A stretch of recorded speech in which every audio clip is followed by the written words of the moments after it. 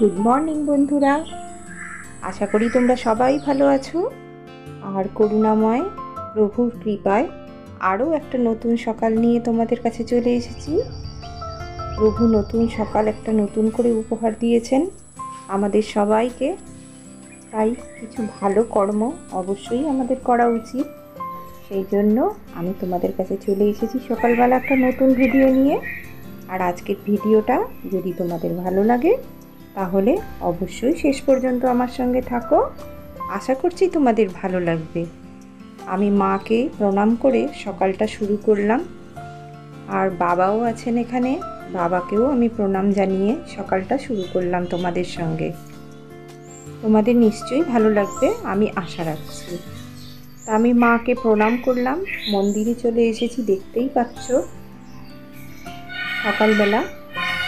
আর আমরা যেহেতু প্রকৃতির কাছাকাছি খুবই কম মিলিত হতে পারি, এই সংসারের মধ্যে আবদ্ধ হয়ে সব কিছু যেন ভুলে যাচ্ছি, নিজেদের কর্মও ভুলে যাচ্ছি, সব কিছুই ভুলে যাচ্ছি আমরা এই সংসার বন্ধনের মধ্যে জড়িয়ে।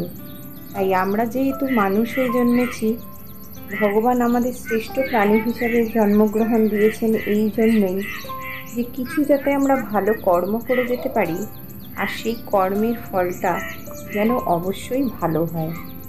কোথাও একদিন যখন আমরা হারিয়ে যাব এই পৃথিবী থেকে, তখন অদৃশ্য এক প্রভু সেখানে গিয়ে যেন আমি বলতে পারি যে আমি মর্তে গিয়েছিলাম এবং সেখানে আমি কি কি কর্ম করে এসেছি। প্রভু তার বিচার করবেন, এটা সবারই হয়। তা আমি সকালবেলা কিছু নিত্যকর্ম করি, বৃষ্টি হলে বেরোতে পারি না, কিন্তু আজকে যেহেতু ওয়েদারটা ভালো আছে তাই চলে এলাম মন্দিরে এবং আমার নিত্যকর্মগুলো সেগুলো আমি সম্পন্ন করলাম। দেখো এখানে বিস্কুট দিয়েছিলাম এই পাখিদের, আর কাককে আমি প্রতিদিনই দিই, যেটা পাখিদের দেখো চাল ছড়িয়ে দিয়েছি, বাড়ি থেকে নিয়ে এসেছিলাম কিছু চাল আর কিছু বিস্কুট, সেগুলো আমি এদেরকে দিয়ে দিলাম, পাখিদের দিয়ে দিলাম চাল। এইখানটা চালগুলো দিয়ে দিলে কি হয় জানো তো, এখান থেকে না প্রচুর পাখি আসে, আর পাখিরা এসে যখন খায় তখন যে মনটার ভিতরে এত ভালো লাগে দেখলে, যে কারোর খাদ্যের জোগাড় আমি করে দিতে পেরেছি, এটা ভেবেও নিজেকে খুব ভালো লাগে। প্রভুর দয়ায় এইটুকুনি আমি যে করতে পেরেছি, তাতেই আমার ভীষণ আনন্দটা লাভ করি আমি। দেখো পাখিগুলো সব এক এক করে বেরিয়ে আসবে ওদের বাসার থেকে, আর খাবার যার যতটুকু প্রয়োজন সে ততটুকু এখান থেকে খাবার নিয়ে গিয়ে খাবে। যার যতটুকুনি প্রয়োজন দেখো ঠিক আহরণে বেরিয়ে গেছে, যে এখানে খাদ্যের সন্ধান পেয়েছে, যেখানে খাবার আছে। তা আমার যেটুকুনি ক্ষমতা, যেটুকুনি আমার সাধ্যের মধ্যে কুলিয়েছে এবং ওদের উপযুক্ত খাবার যেটা, সেটাই আমি দেবার চেষ্টা করেছি। তো সবাই দেখো কি সুন্দর বন থেকে এক এক করে বেরিয়ে আসছে, আর যে যার মতো খাবার আহরণ করে নিয়ে আবার চলে যাচ্ছে। আমি না সকালবেলা উঠে চোখ ফেরাতে পারছিলাম না, যে এত সুন্দর লাগছিল ওদের দেখতে। দেখো কি সুন্দর, আমাদের এখানে কত রকমের পাখি আছে, তা অর্ধেক আমি নামও জানি না। এত সুন্দর সুন্দর পাখি আসে, আর তাদের এত সুন্দর গান সকালবেলা ভালো লাগে শুনতে। এক একজন এক এক ভাষায় গায়, কিন্তু ওদের ভাষা তো আমি বুঝি না, কিন্তু ওদের যে মনে আনন্দ হয়েছে এটা কিন্তু আমি উপলব্ধি করতে পারি, যে ওরা খুব মনের সুখে গান গাইছে।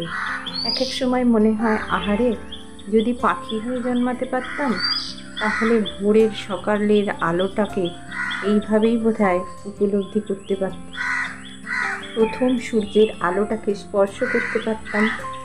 মানুষ হয়ে আমরা কি করলাম বলো তো, কতটুকুনি বা করতে পারি এই প্রকৃতির জীবদের নিয়ে? এরা তো প্রায় লুপ্তপ্রায় হয়ে যাচ্ছে। এদেরকে বাঁচানোর জন্যেও অবশ্যই আমাদের একে একে সবাইকে এগিয়ে আসতে হবে। এরা তো এখন দেখাই যায় না, কলকাতার সাইডে তো এদের দেখাই যায় না, কারণ গাড়ি ধুলো, নানান রকম শব্দ, এতে কিন্তু পাখিরা কোথায় হারিয়ে যাচ্ছে শহর থেকে। তাই চলে এসেছে এই গ্রামাঞ্চলে। আমাদের কিন্তু এখানে এখনও প্রচুর অজানা পাখি আসে, আমি কিন্তু তার অর্ধেক নাম জানিই না, কিন্তু দেখতে ভীষণ ভালো লাগে। তাই জন্য সকালবেলা ওদেরকে আমি এই পাঁচিলটার উপরে চাল দিয়ে দিই। ওরা কি সুন্দর দেখো, একটা একটা করে তুলে তুলে খাচ্ছে, দেখলেও চোখ ভরে যায়, মনও ভরে যায়। আর এই ডাক পাখিগুলো, এদের জানো জন্মাতে দেখেছি, জন্মের পর এরা ছোট্ট ছোট্ট একদম কালো দেখতে থাকে।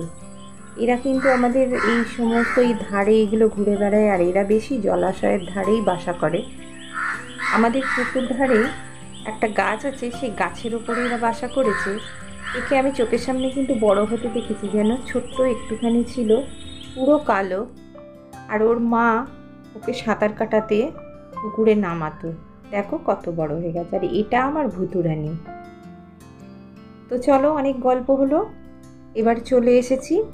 কারণ সকালবেলা মেয়েও নেই, ওর বাবাও নেই। ওর বাবা স্টেশনে গেছে টিকিট তুলতে, টিফিন খাবে না। আর মেয়ে এক গ্লাস ছাতু খেয়ে পড়তে চলে গেছে। তাই আমি ভাবলাম আমি যা হোক একটু খেয়ে নেব, রান্নাটাই বসিয়ে দিই। তা গাছ থেকে ডুমুর তুলেছিলাম। এই ডুমুর কিন্তু ভীষণ শরীরের পক্ষে ভালো, জানো, এতে প্রচুর পরিমাণে আয়রন আছে। ডুমুর দিয়ে আজকে মাছের ঝোল করব বলে ডুমুর তুলে এনেছি, একদম কচি। দেখো কত বড় বড় ডুমুর, কিন্তু একদম কচি। আমাদের বাড়ির পিছন দিকেই একটা গাছ হয়েছে, সেই গাছে হয়েছিল, সেখান থেকে পেড়ে নিয়ে এসেছি। আর মাছের ঝোল আমার মেয়ে ভীষণ ভালোবাসে এই ডুমুরের ঝোল খেতে, তা ওর জন্যেই করা। আমারও তো মাছের ঝোল টোল ভালো লাগে না, আমি খাই না বিশেষ মাছের ঝোল, আমার ভালো লাগে না খেতে। তো যাই হোক, করলে তো খাবই। ওর বাবাও বিশেষ ভালোবাসে না, ওর বাবা খালি মাছের ঝাল করে। তা আমি ভাবলাম যে ও তো একটু ঝোল খেতে ভালোবাসে, তাই জন্য ওকে একটুখানি এইটা দিয়ে মাছের ঝোল করে দিই, আর ওই ঝোলটা আমরা খাবো। আর আমরা মাছের ঝাল করব না আজকে, মাছটা ভাজা রেখে দেব, সেই ভাজা মাছটা আমরা এমনি খাবো, ঝোল দিয়ে ভাত মাখিয়ে এমনি মাছটা ভাজা খাবো। ওর বাবা তো ঝোলে একদমই মাছ খেতে চায় না, বলে আমার কীরকম লাগে, ভালো লাগে না খেতে। তা ভাতটা তো বসিয়েছিলাম, 1 ফুট দিয়ে নাবিয়ে দিয়েছি। তা হ্যাঁ, এই প্রসঙ্গে বলি, আমি কিন্তু ভাত 1 ফুট নাবিয়ে দিয়ে টকবক করে ফুটলে নাবিয়ে দিই। আমার ভাতে গ্যাস একদমই বেশি পড়ে না। তা ভাতটা নাবিয়ে রেখে দিয়েছি, আর সেই মোমেন্টে আমি করলাম কি, ঝোলটা বসিয়ে দিলাম। মাছ দেবো না আজকে, ঝোলটা আগে সেদ্ধ করে নেব, তারপরে মাছটা সাঁতলাবো ফোড়ন দিয়ে। তা ভালো করে এগুলো ভেজে নিলাম, ভেজে নিয়ে আর আমি এটা তরকারিটা বসিয়ে দিলাম। তা যেহেতু নিজে টিফিন খাবো না, সেহেতু সকালবেলা উঠে, আর ওরাও নেই, তাই জন্য একটুখানি মন্দিরটায় ঘুরে এলাম। মনটা এত শান্তি হচ্ছে আর এত ভালো লাগছে, যেন কাজের এনার্জি আরও বেশি দ্বিগুণ হয়ে গেছে। তো সেই জন্য বাড়িতে এসেই রান্নাটা বসিয়ে দিলাম, তাড়াতাড়ি করে নিই। মেয়ে পড়তে গেছে, পড়ে এলে ও খাবে। এবার এসে যদি আবার কলেজ যাব বলে, এখনও আমি জানি না কলেজ যাবে কি না, কিরম সময় আসুক, এলে পৌঁছালে তাহলে আমায় বলতে পারবে।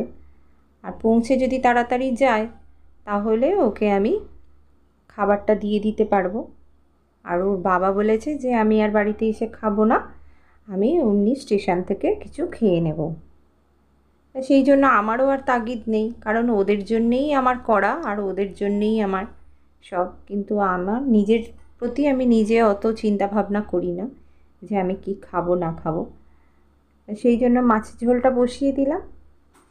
মাছের ঝোলটা তো হয়েই গেছে দেখলে, এবার মাছটা ভেজে ওই তেলের মধ্যেই আমি ফোড়ন দেব, তাহলে খুব সুন্দর খেতে লাগবে। এই তেলের মধ্যে একটু 5 ফোড়ন, একটু ধনে আর একটু জিরে গুঁড়ো, দুটো একসঙ্গে হালকা করে ভাজবো। ভেজে আর আমি ঝোলটাকে সাঁতলে দেব।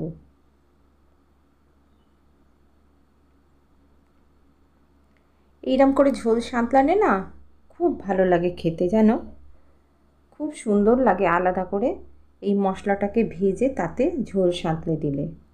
তা ঝোলটা তো হয়ে গেল। এইবারে আমি কেটে রেখেছিলাম,